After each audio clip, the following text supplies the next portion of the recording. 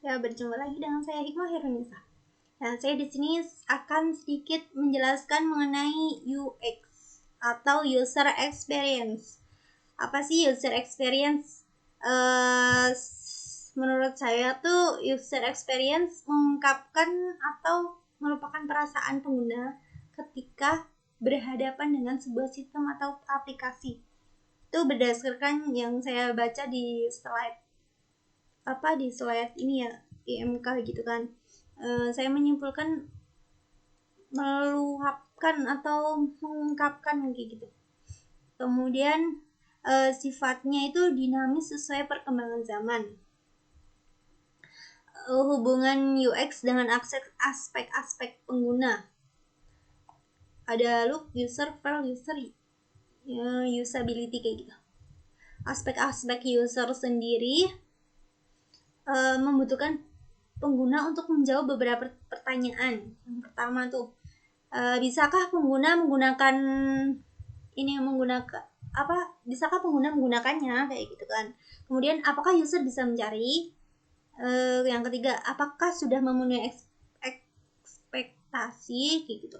Yang keempat, apakah pengguna ingin menggunakannya? Yang kelima, apakah sistem dibutuhkan? Dan yang keenam, apakah bisa dipercaya? Dan yang terakhir nih, bisa diakses atau tidak kayak gitu. Perbandingan user experience. Misal ada aplikasi ojek online A, UX-nya bagus. Sedangkan aplikasi ojek online B, UX-nya jelek. Yang bagus nih, ringan dan cepat untuk dibuka. Kemudian itu di checklist. Kemudian menu navigasi yang simple dan mudah dipahami. Yang ketiga, desain yang konsisten di setiap elemennya. Yang keempat, di layar hanya berisi informasi penting saja. Kemudian untuk aplikasi objek online B ya, yang tadi UX-nya jelek, berat dan lambat untuk dibuka. Ya sayang. Terus abis itu menu navigasi yang rumit dan tidak teratur. Itu bikin ribet ya. Namanya rumit. Terus abis itu desain elemen yang berubah-ubah. Ya itu berubah-ubah juga bikin ribet juga. Kemudian layar penuh dengan informasi dan gambar yang tidak perlu. Tuh tadi sedangkan kalau yang bagus kan layar yang berisi informasi penting saja gitu. Mana yang mungkin bisa lebih dipilih pengguna? Alasannya kenapa? Ya otomatis yang ojek online ya, yang UX-nya bagus, nggak rumit. Kemudian informasinya cuma yang penting-penting aja kayak gitu. Bidang-bidang terkait dengan pengembangan UX, penciptaan desain yang berpusat pada si pengguna seharusnya menyertakan strategi di bidang-bidang seperti ini: project management, kemudian user research, kemudian usability evaluation, kemudian informasi arsitektur, kemudian ada user interface design, kemudian interaction design, kemudian ada visual design, kemudian ada content strategi, dan yang terakhir itu ada web analytics. Alasan-alasan penting alasan penting apa sih UX, user experience sendiri tuh? Yang pertama, memudahkan pengguna. Pada saat zaman sekarang nih, menggunakan sebuah produk, misal penggunaan dalam menggunakan sebuah produk ya, karena sebuah produk harus memiliki aspek-aspek terkait dengan UX. Hal ini terkait juga dengan aspek usability mengenai produk gitu. Terus yang kedua, meningkatkan minat pengguna. Selain memudahkan, user interface juga bisa menarik perhatian pengguna. Karena kemudahan dalam menggunakan produk yang dipasarkan kayak gitu kan. Terus tujuan pencipta produk oleh developer harusnya harusnya sih ini banyak pengguna yang menggunakannya. Gimana caranya kayak gitu loh.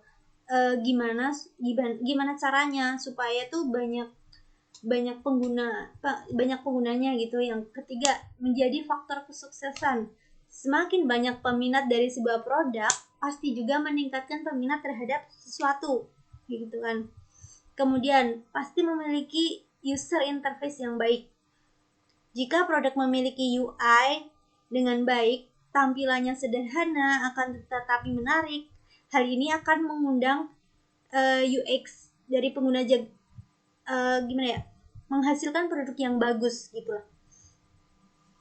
Disebabkan karena user experience menghasilkan produk yang bagus gitu loh. Kemudian menjadi pesaing produk lain.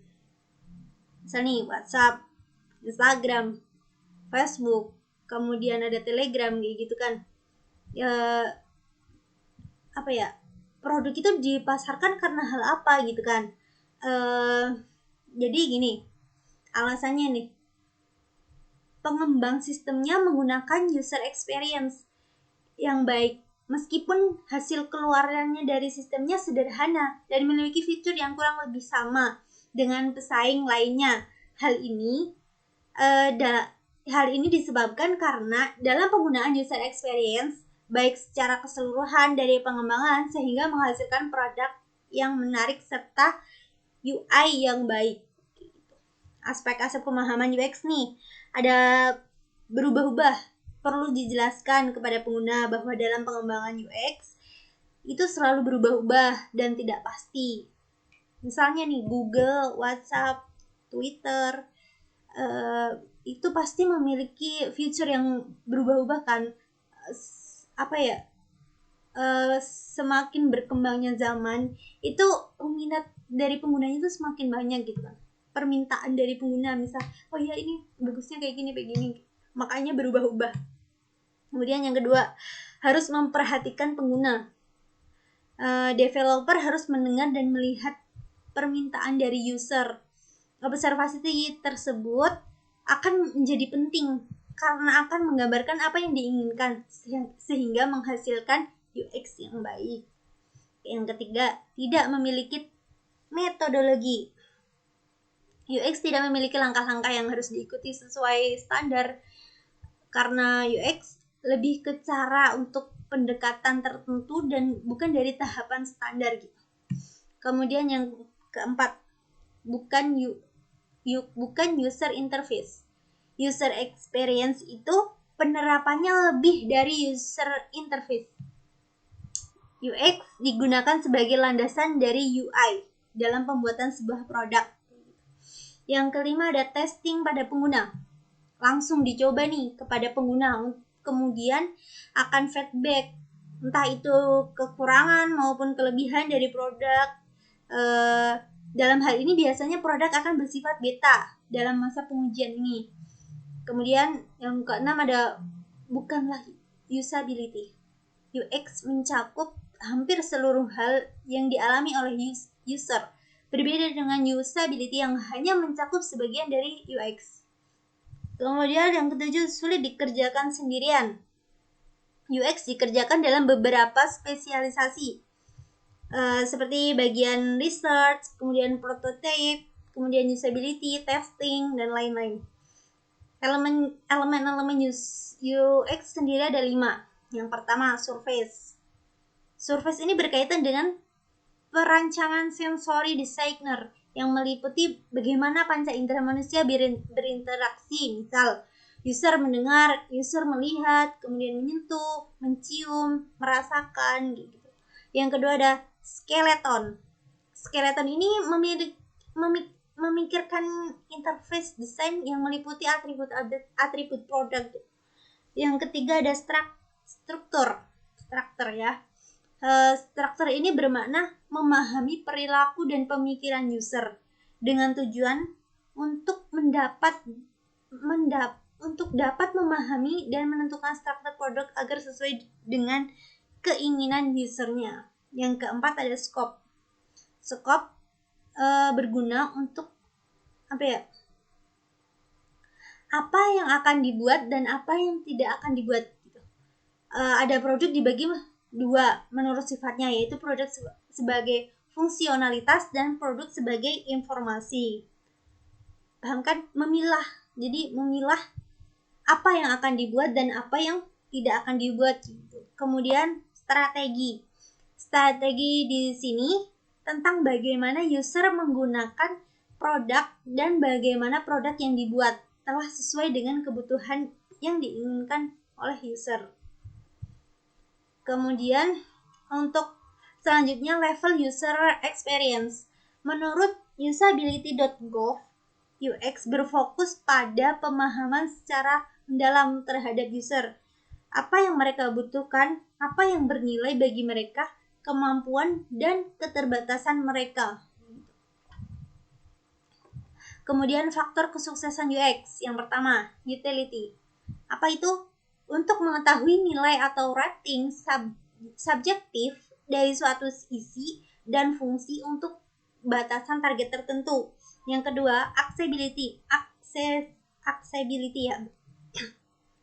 Untuk mengetahui seberapa baik ekspektasi dan kompatibilitas sebuah produk dengan mengetahui user rasakan pada performance produknya.